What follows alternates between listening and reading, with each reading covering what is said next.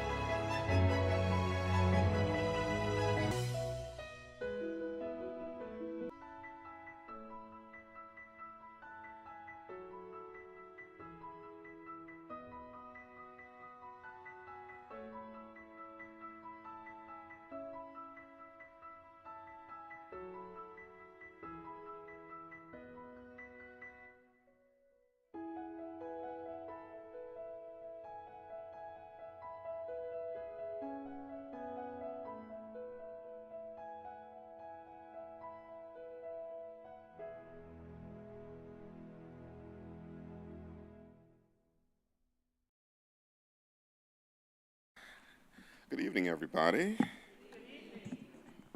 It is great to see you all here on a Tuesday evening. Thank you all for making the MLK Library your destination tonight. My name is Ryan Williams. I'm a special events producer here at the Martin Luther King Jr. Memorial Library. Before I get started, I want to make a couple acknowledgments. First, since January 6th of this year, we've had back-to-back events, and I have to tell you that when you are the Martin Luther King Jr. Memorial Library in Washington, D.C., you don't play when it comes to programming during MLK holiday and during Black History Month. And this has been an extraordinary 8 weeks of constant programming for children, teens, young adults, and grown folk like yourself here tonight. This kind of work does not happen alone, and I want to acknowledge for many of you all in terms of for a great number of the programs that you all saw in the introduction and over the past few weeks, the sweat, blood, and tears of this fantastic staff here at the DC Public Library, including our production assistant, Chanel Toms, Paul, who's walking away here in audio, and our multimedia producer, Maurice. Please give them all a hand for their work. This work also wouldn't be possible without great partners, including the DC Public Library Foundation. Throughout so many of our activities and programs over the past few weeks and for several months, especially since we reopened this great new version of MLK Library over these past couple years, the DC Public Library has been an essential partner for so many of these programs, and will be purchasing 50 copies of the book that you all are going to hear and are excited about hearing here today. We are so glad that for many of you all who are here, as well as those who are watching on our YouTube channel, that this fantastic book on the final year of Billie Holiday is available at all 26 of our libraries, currently in our collection. Now, if only we could have gotten a few more here tonight. Unfortunately, it's a brand new book and didn't make its way here, but as Chanel's no doubt reached out to you all will be reached out by us with a complimentary copy, care of the DC Public Library Foundation. So thank you all for that. We also have the partner that, our fantastic partner through March is the Anacostia Community Museum. If you have not enjoyed the Anacostia Community Museum and their fantastic program in storytelling, they're going under a wonderful renovation and are supporting us while they're closed in this process too, so thank you to them as well. Now on to tonight. I have to say, just as a point of personal privilege, because I'm in front of this mic, I've been so excited about this program for a great amount of time. I don't know about you all, but my first teacher was my mother. And while I was learning my ABCs and my 1, 2, 3s, I was also learning, she was also my first teacher in song. And while most kids were learning Twinkle, Twinkle, Little Star, I was learning God Bless the Child. So to be able to be part and listen to this fantastic book, about this fantastic book, to see so many of you all here connecting to this extraordinary life of a woman who passed away in 1959, and they're still doing movies and books and theatrical performances about this treasure is fantastic. So I'm so thrilled that you all can be here to enjoy this conversation tonight. Leading us is Marjon Canady. I hear the clap. You can keep going. Somebody know. We know. If you don't know, you're about to find out. Native Washingtonian. We love a native Washingtonian who leads our conversation. Marjon is a director, educator, writer, actor, producer, performer, and literary advocate. She's recently named a Woman to Watch on Broadway by the Broadway's Women's Fund. Her co-producing Broadway credits include Death of a Salesman and The Wiz. A proud alum of the Duke Ellington School of the Arts, as well as Fordham and NYU Tisch. We are so glad to have her original work has been seen at the Kennedy Center, Sesame Street, the Smithsonian, Lincoln Center for the Performing Arts. She's all that. And we're so thrilled that she can be here to start us off in this conversation. Our visiting author tonight, Paul Alexander, has published 8 books, among them Rough Magic, a biography of Sylvia Plath, and Salinger, a biography of J.D. Salinger that was the basis for the documentary that appeared on American Masters on PBS, Netflix, and HBO, respectively. We're so glad that he can be here between classes where he teaches at Hunter College in New York. Through his book, he revisits the story of the brilliant jazz singer Billie Holiday, concentrating on the final year of her life, which almost perfectly encapsulates the spirit of her turbulent success, ambition, and significant struggles with romantic relationships, alcohol, and drugs. We're thrilled to have Paul here, as so much in terms of what the best part of the description of this book I will highlight before they come up on stage. Alexander demonstrates why, despite the disappointments, broken dreams and relationships, and personal failings, Holiday believed her life to be a triumph. He has written a tale as unique as Holiday's voice, and more importantly, given voice to the life of the American original. Please welcome Paul Alexander in conversation with Marjon Canady.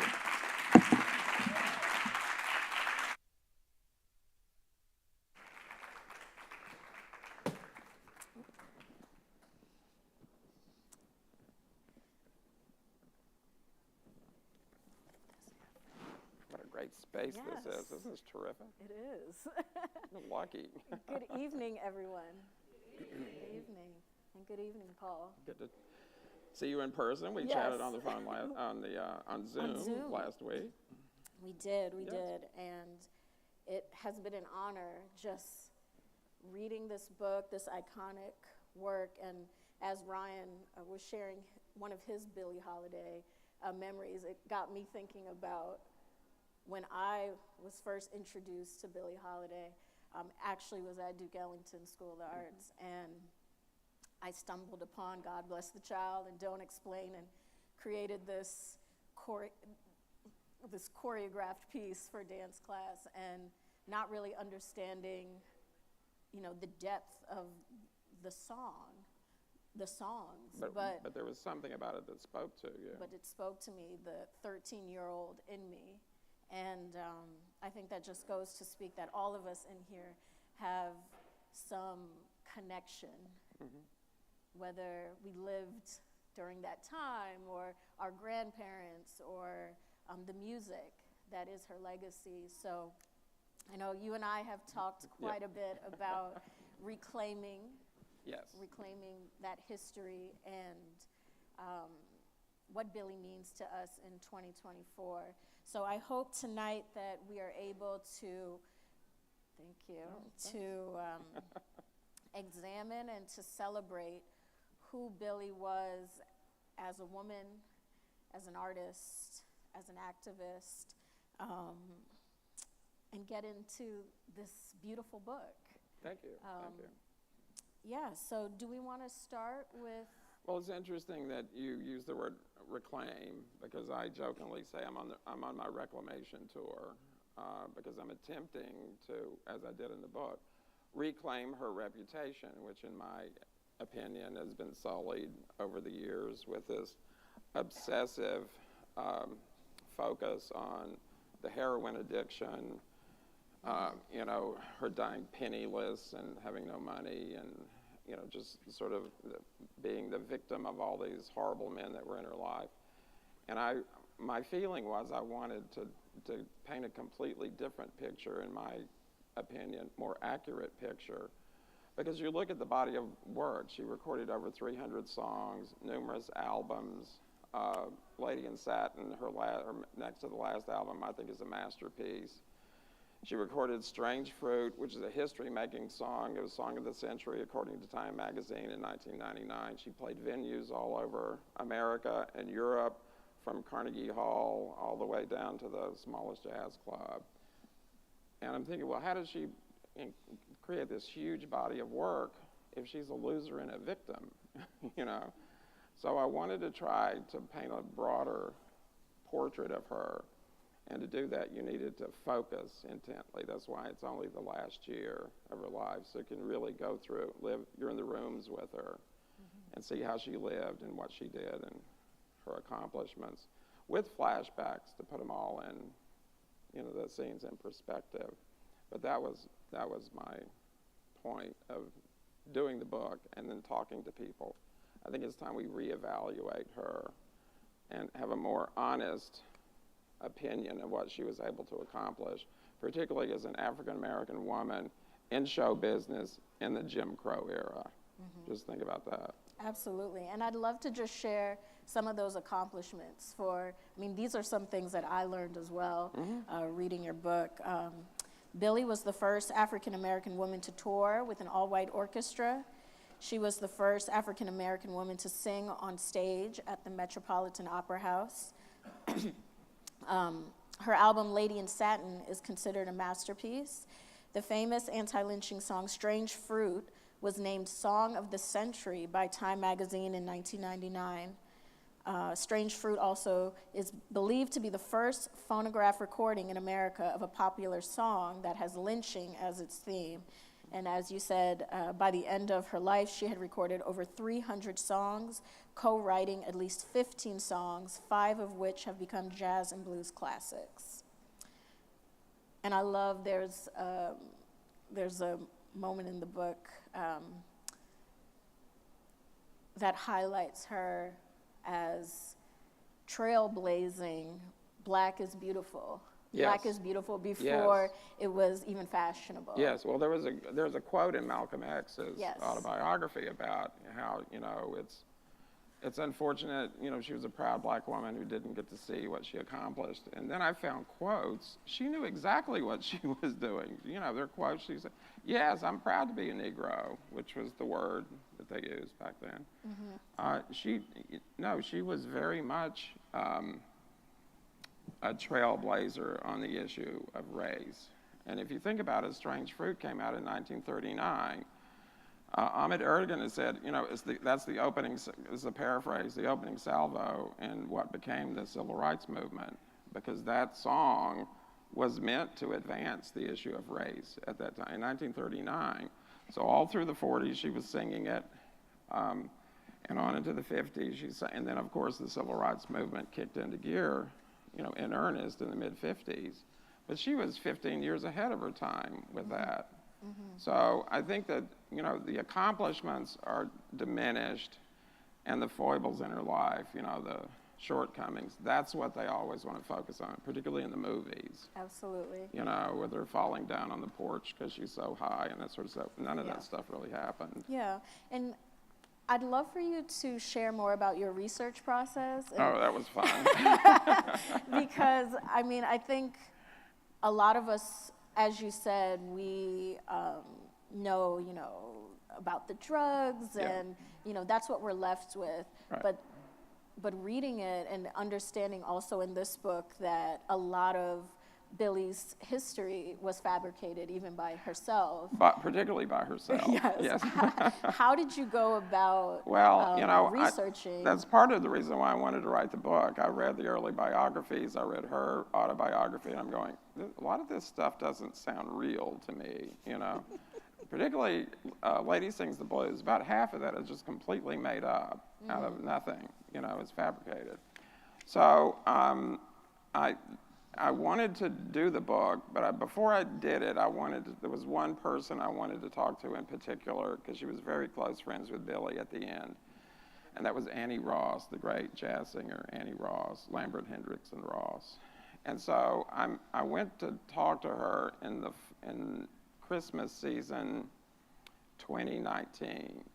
And I had a long conversation with her in her apartment in New York, smoked like a chimney the whole time, even though she had emphysema, And she cursed like a sailor, so I knew she and Billie were best friends, because Billie cursed like a sailor.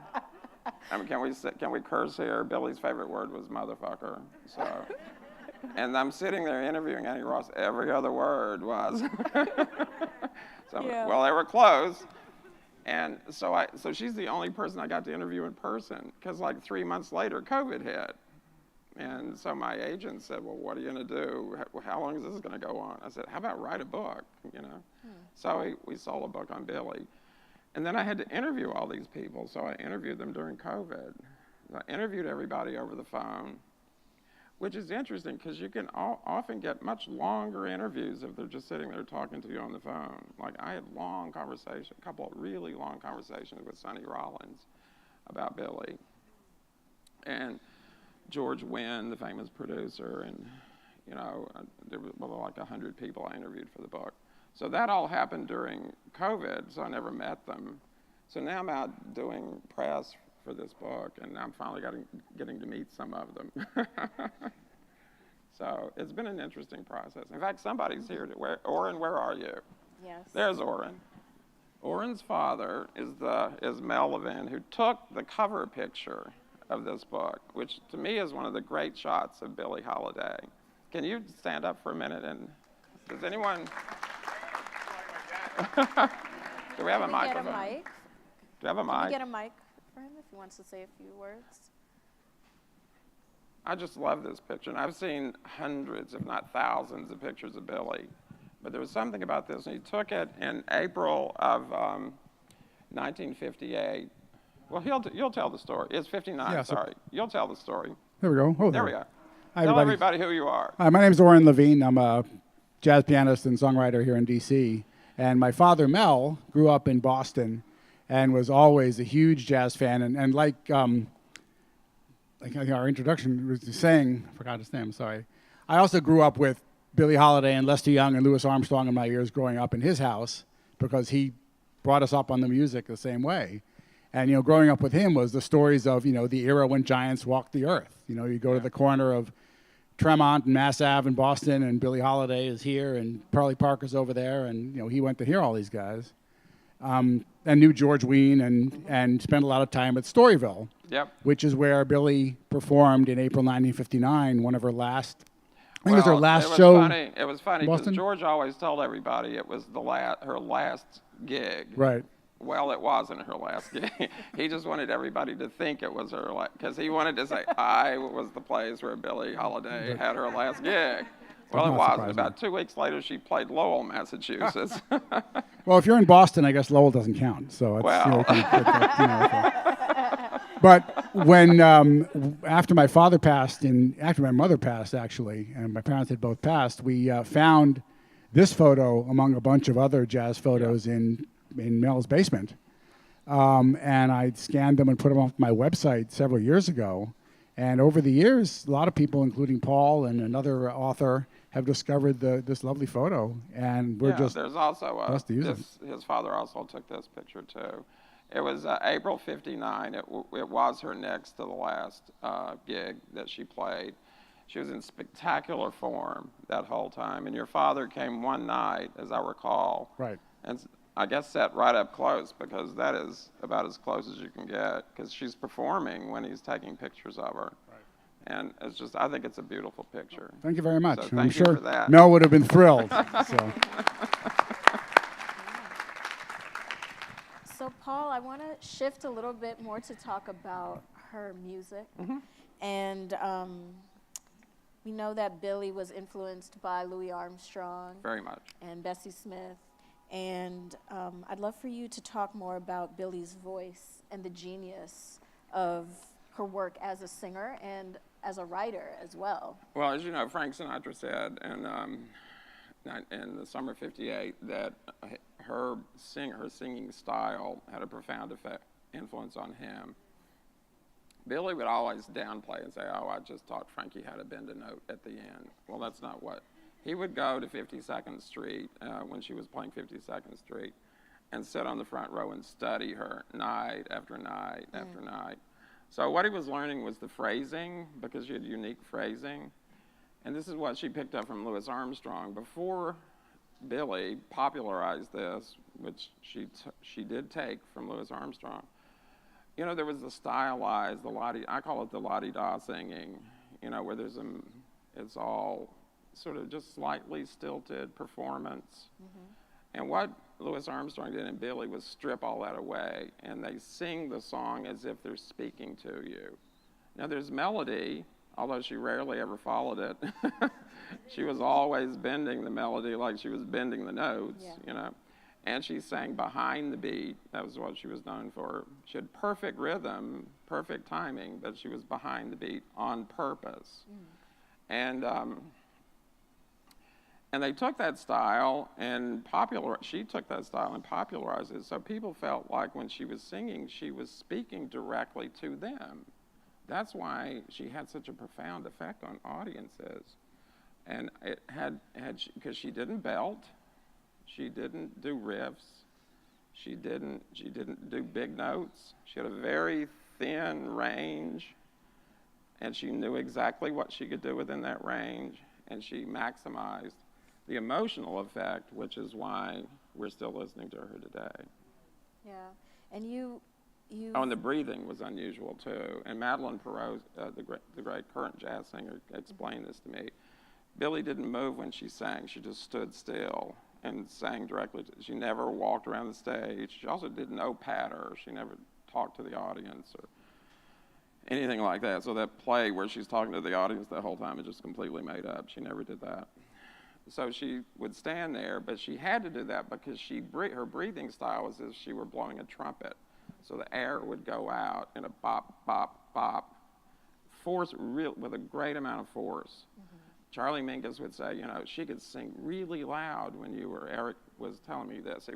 She sang really loud when you were in the audience. And it's because of the way she breathed, and that's why she couldn't move. And Madeline Perez explained all that, because I think she does the same thing.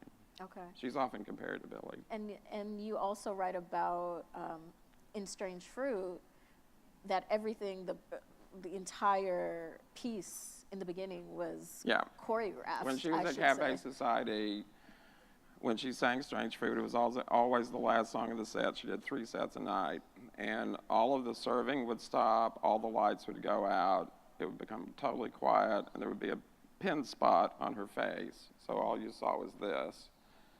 And she would often start crying like halfway through the song. And there was a long intro originally, so she had a long time to stand there and do nothing. And you really felt like the spirits of the past were coming up through her. Then she would sing the song, and even if there was a huge ovation, she never came.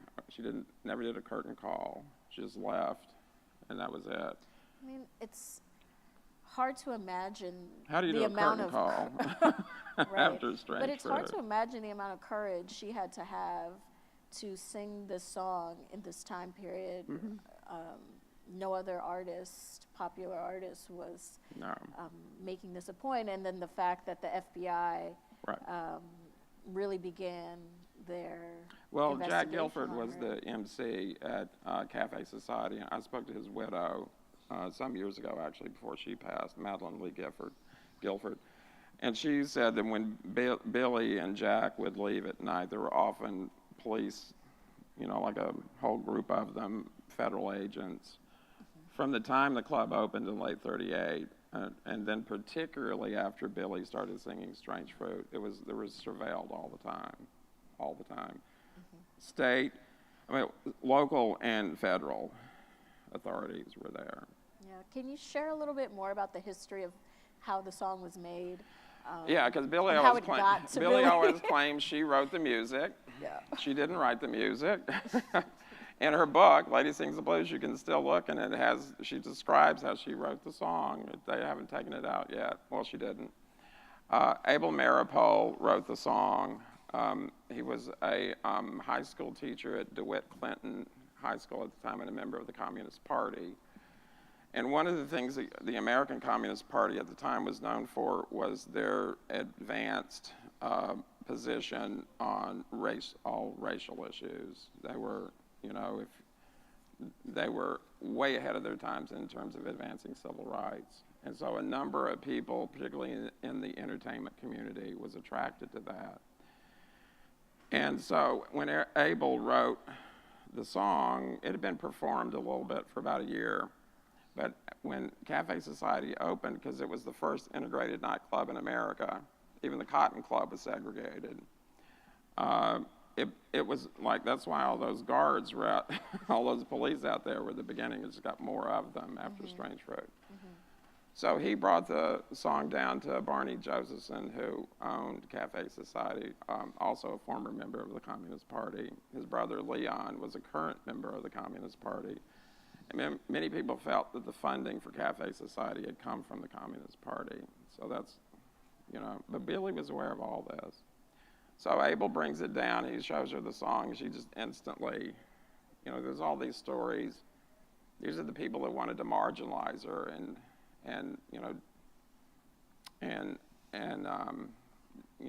attack her image in some way. They would say, oh, she didn't understand what the song was about. So here's a woman who's, Lester Young had almost been lynched when he was 14, Billy's best friend. And Billy had been subjected to all sorts of, segregation discrimination through her career. Of course she understood what Strange Fruit is about. And she just latched onto it, and she became possessive of it. She was really angry when Josh White recorded it. There's stories that she kind of assaulted him over it. And that became her song, and she would not stop singing it, no matter how many people tried to make her stop. The last song she ever sang on television in 1959 was Strange Fruit. So the last words she said on television were bitter crop, because that's the last 2 words of the song. She wanted to call her autobiography, Bitter Crop, but the publisher wouldn't let her. And that's how it became. And even Columbia Records Wouldn't record it. No. So Commodore Records recorded it. Milt Gabler, who's Billy Crystal's uncle, by the way, recorded Strange Fruit. It sold 10,000 copies the first week and 1 million copies within like the first year with no airplay. Nobody would air it. It came out in March, and it wasn't played on the radio until November. Wow.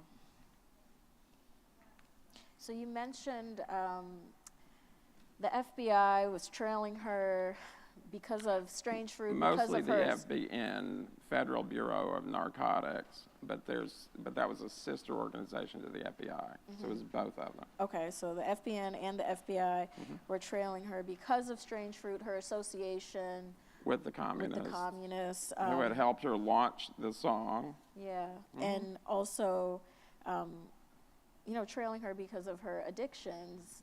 Well, the addictions were what gave them. In the 40s, she really did become very addicted to heroin. While she was with this one particular husband, although she never married him, Joe Guy, he was basically her drug connection, and he had not gotten her on, someone else had gotten her on heroin, but he easily supplied it to her. And so when that happened, then she became a really easy target for the authorities. They just had to bust her at some point, and she would have been, on drugs, and they did at 47 in Philly. And you write that she actually was addicted. She was really an alcoholic. Oh, she never stopped drinking. Yeah, so, more than... But after that episode in the 40s, she dabbled with heroin in the future. I mean, I'm not going to say she didn't. She and Annie Ross would shoot up together. But it was recreational. It wasn't an addiction. She could go for long periods of time and not use any drugs at all. She never stopped drinking. Gordon's gin is what killed her, because she died of cirrhosis of the liver, which caused her to have a heart attack while she was in the hospital. Yeah, and can you share a little bit about your research that you found from her time, her final days in the hospital? Oh, it's really disturbing. It was... I was telling Paul that when I was reading it, I was just gripped. I just could not. Thank you for that compliment. I just could not believe that this American icon was just thrown in the hallway. And well, that's when they first checked her in, because she had resisted any type of medical attention until she passed out at her home, and she happened to have someone staying with her at the time to kind of watch her. And he rushed her to Knickerbocker Hospital, where they wouldn't admit her because she was, they thought, a heroin addict. She didn't have heroin in her system at the time. She didn't have any drugs. She just passed out, essentially, because she was ignoring, her rapidly deteriorating overall medical condition. And so she was on the stretcher in the hallway at Knickerbocker. They had no idea who she was. So then they saw, past old track marks on her arm and sent her off to Metropolitan Hospital. And they left her in the hallway. So all together, for like an hour and a half, she was ignored. In part because she had checked in under the name Eleanora McKay, which was her real name at that time. And they didn't know it was Billie Holiday. But they did finally, put her in a hospital room. Her doctor, she was really at the point of death when she got there. And they determined when she passed out at home, she actually went into a coma. So, but eventually she came out of it, and 2 or 3 weeks in, she recovered. This is at Metropolitan Hospital in Harlem on the east side. And at one point she was talking to one of her friends, and she said, they got me in bed now. You just watch. They're going to arrest me in it. Yeah. And within a week, that's exactly what they did.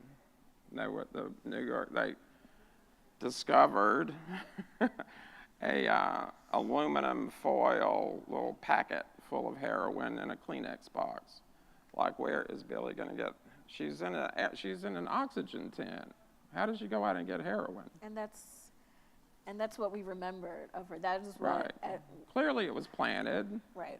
And then they came in and arrested her. She was arrested on what became her deathbed. She was arrested. They fingerprinted it. They did not handcuff her to the bed. That's in one of the movies. That did not happen. But they arrested her. They took her mugshot. the district attorney in Manhattan wanted to appear before a grand jury, and her lawyer is going, she can't get out of bed. How is she going to appear before a grand? She's in critical condition. How is she going to appear before a grand jury? So their answer was they took her off the critical list. That's what they did. So they harassed her literally for about a week in there. You couldn't even get into her room because they had 3 police guards at her door to keep out her friends and, you know, anyone who might sneak her drugs.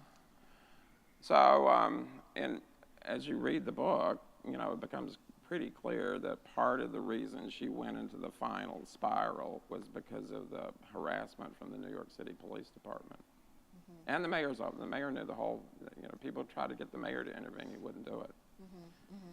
And you just brought up that I think in the most recent movie, Yeah, they had her they chained had to the her bed. handcuffed Yeah. to the bed, and that was totally made up. Yeah. So we do know that, you know, Lady Sings the Blues in 1972 with Totally. Dinah Rose was totally, The Louis McKay character completely made up. because he owned. The Billy D. Williams, if you her came a last couple of weeks husband. ago, saw Billy D. because he was here. Yeah. That character totally made up. That was totally made up. And then Lee Daniels, United States versus Billie Holiday in 2021. Right. When we were talking, you said what the thing that they got right were The death card at the end, where they said that the date of her death, everything before that is not accurate at all. Nothing.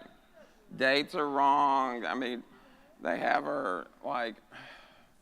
The weirdest thing is that they decided it would be, I guess, funny that she would have this horrible response to the death of her dog. So they have this scene where they close Cafe Society because Billy is going to her dog's funeral, and they show her weeping. None of that happened. You think Barney Josephson would close Cafe Society because Billy's dog died? Come on, man. I mean, yeah. and Billy loved her dogs, but she didn't give them funerals. I mean, that's imbecilic. I mean, and this is the depiction of her that people watch and believe. None of that is true. Well, I None think of it. That And speaks and to that the one, danger she's of, supposed to be having an affair with one of those FBN agents who sent her to prison. Like, she's going to sleep with that person? That never happened. yeah, and this is the dangerous part of making, especially films about, and we see this all the time with different icons in history. Hollywood can tell whatever story they Right. want. So can you speak to more about the legacy, her future legacy that you're trying to, as you said, reclaim through this book, what she represents? We talked about her as a businesswoman, as an entrepreneur, as a woman that touched so many other jazz musicians. There are some jazz artists here tonight, musicians, like the legacy that she has. Well, her for musical legacy, I 2024. think, is unparalleled. I mean, to me, it's you know, obviously a historic body of work. Like Sinatra said, she had an effect on every singer of their generation for that 20-year period. Well, I think she's continued to have an influence on singers going forward. I mean, rock and roll and jazz and folk music and all that is based on a conversational style of singing. That all comes from Billy, because before that it was all stylized. But she popularized that, the style of singing that she used, and I think it's, you know, there wouldn't be Bob Dylan if it hadn't been a Billie Holiday. So her musical influences, I think, are vast, but I also think it's important that because she is an American icon now, and I think that the fact that she was able to be a strong black woman in the era of Jim Crow with constant discrimination in her face day after day after day, and, you know, she stood up to it as best as she could. I think that is an important symbol, you know. But I think she's had other cultural influences too. I'm writing a piece right now for the Washington Post on the influence that she's had on style and fashion, because because she was so harassed by the government and because the negative press was so bad, she created this image of an elegant, sophisticated, regal African-American woman And that was the image she wanted to project of herself, with these evening gowns and furs and the perfectly styled hair, which she did herself, and her makeup, which she did herself, and the beautiful nails, which she did herself. And so she wanted to create this image of elegance, and that's the image that we remember. I mean, that's what that is, and that's created by her. And so if you look at early Motown, the early Motown look, all that fashion is based on Billie Holiday. Nancy Wilson dressed like her entire career, you know. And early Aretha, if you look at the way Aretha was styled in 1961 when her first record came out, and they were friends too. When I was able to find Billie's last address book, and Aretha Franklin's phone number was in it. I thought that was cool. And that was before Aretha was Aretha, because this is in the 50s. You know, she didn't really break until 61. But the image on Aretha's early albums are very much, those images are based on Billie too. So her effect is pervasive. It's all through society. Yeah, great. So we are going to open the floor up to the audience for questions for the last 10 minutes or so. So if there's anyone who has a question, can pass the mic.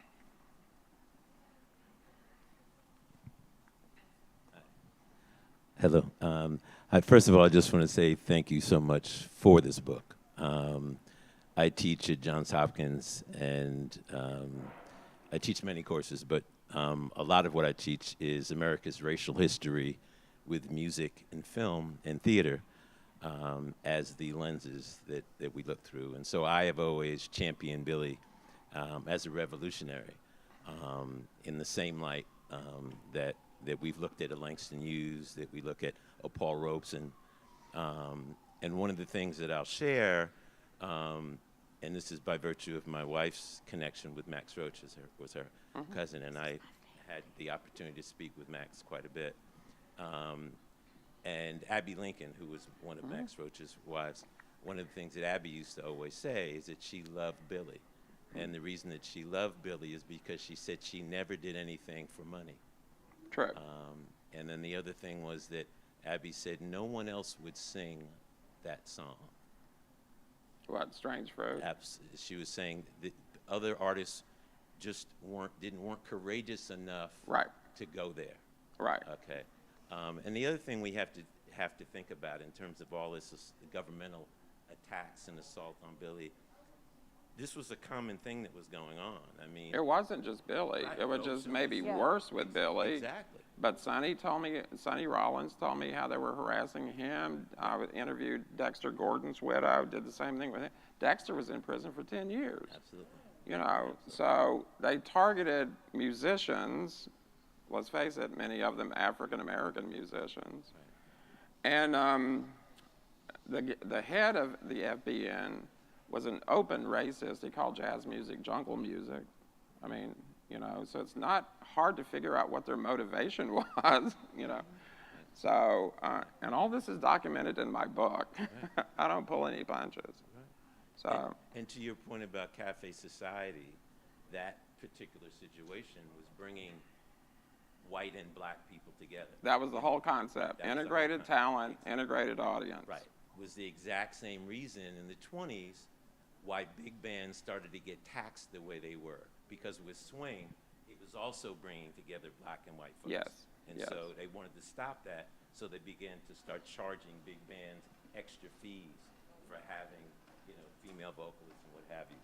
Yeah. And that basically ended the big band era, and then artists like Louis Armstrong, Max Roach, Dizzy Gillespie kind of went in, and then they came out with these trios and bebop.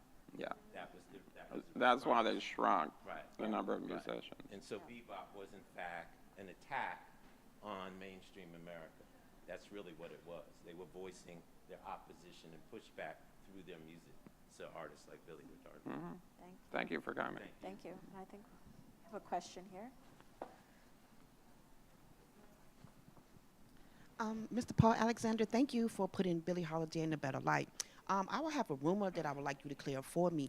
Is it true that Billie used to cuss like a sailor, Yes. drink like a fish, Yes. and she also used to play crap, and was Yes. she also a known prostitute in her early 20s? Yes.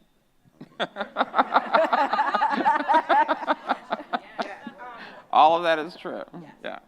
She was very open about all that, too. Yeah. She particularly liked to play craps. When she was touring with Count Basie, she was always playing craps with the guys. She would often win, too. I heard that too. Are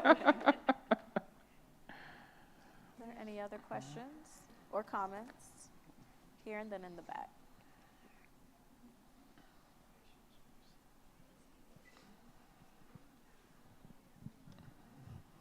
Thank you so much for being here and for the book, which I can't wait to read. You'll get it soon enough, I understand. So I love the idea of reclamation. I feel that in a lot of instances, these types of portrayals of our jazz heroes as these drug-addled, misfits, like when people talk about Charlie Parker, they only talk about his drug habits but they don't talk about the fact that he was in a very bad accident and that's how he became, addicted to the opioids. But how would you guide young fledgling historians? I'm a vocalist by trade, but fledgling historian. I'm currently teaching a jazz history course at Georgetown.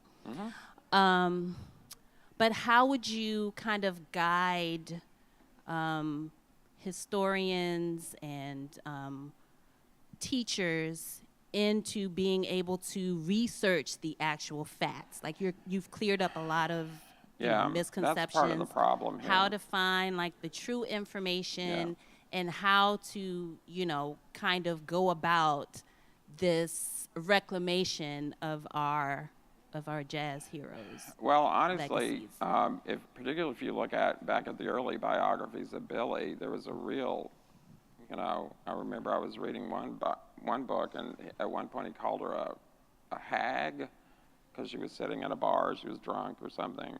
I'm thinking, why is she a hag just because she's had a few drinks?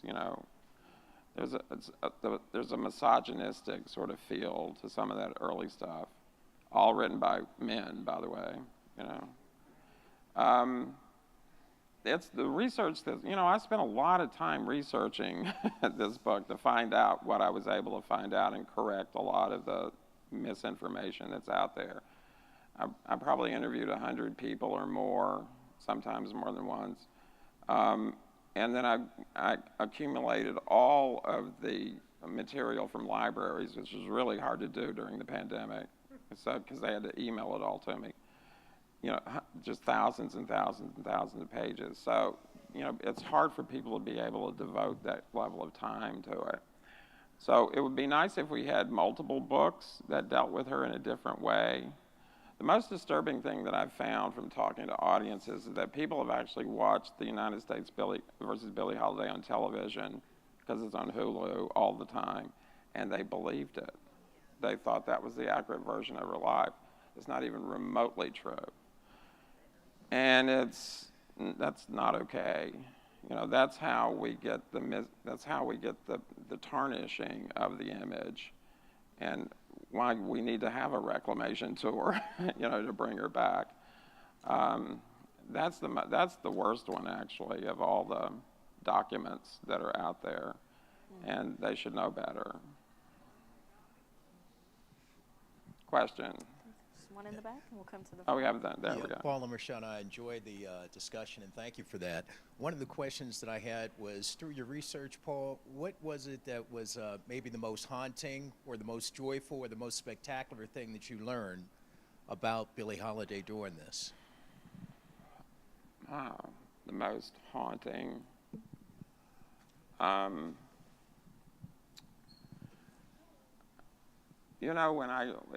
guess maybe it was even the first interview that I did, when I talked to Annie, because she was so close to Billie, I didn't realize the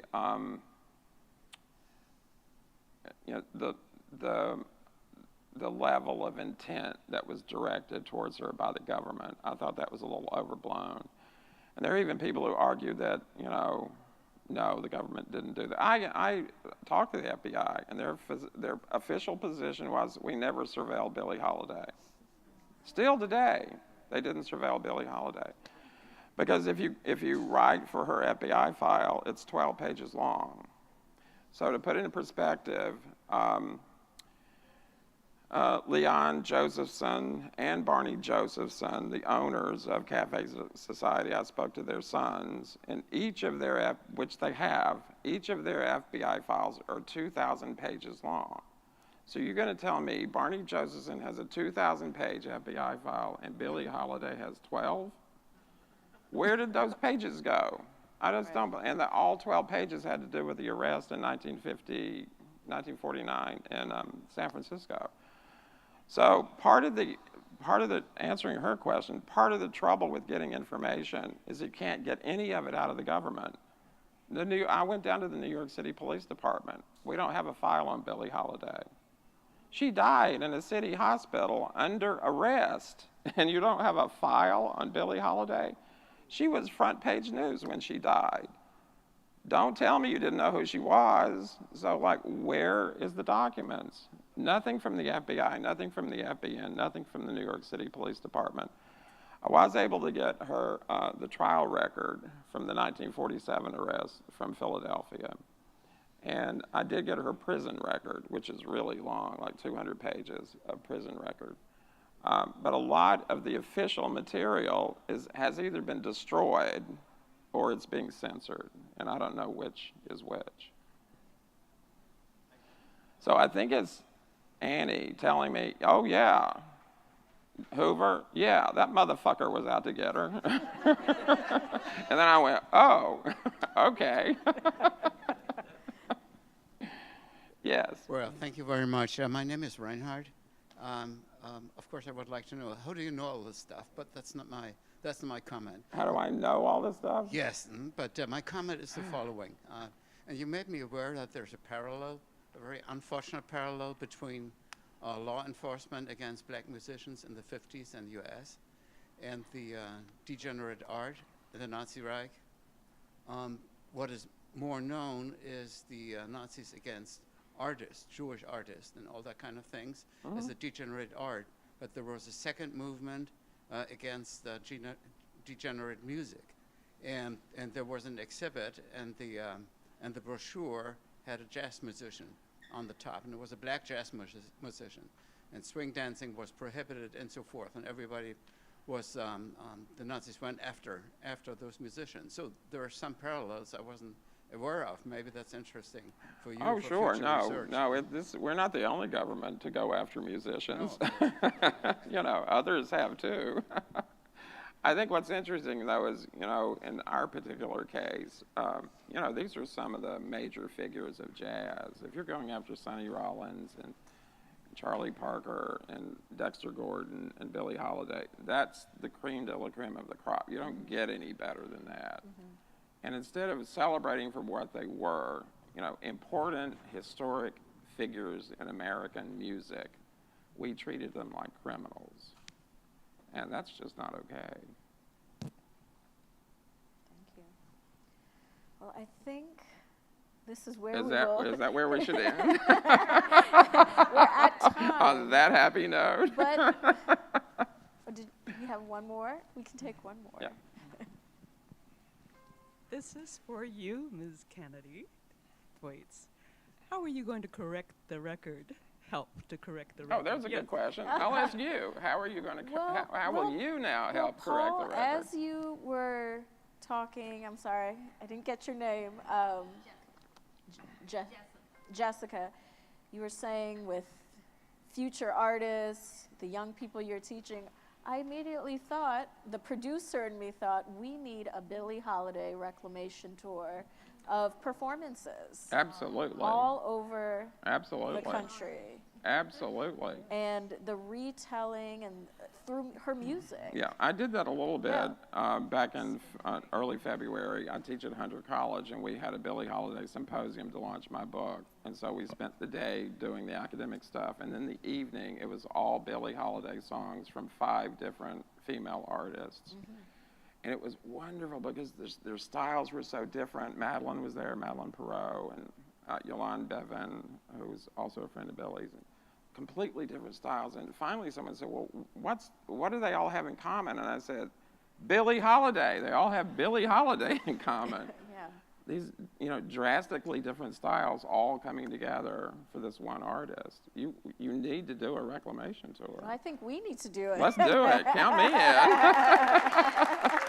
I'm ready. Well, the music is what lives on, is the legacy, and that's what we remember. I think if we can find space where we can hear the music, we can see it's being performed by, current musicians. Absolutely. And a space where we can learn the history, the true history. Right.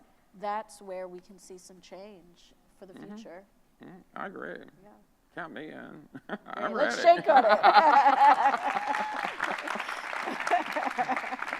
So thank you, Paul. Let's give Paul another round of applause Thank you. for tonight, Thank you. this book. Thank you. Thank you. And as we mentioned earlier, we don't have the books here, but Paul will be here to mingle a little bit in the space If you you got more have other questions. questions.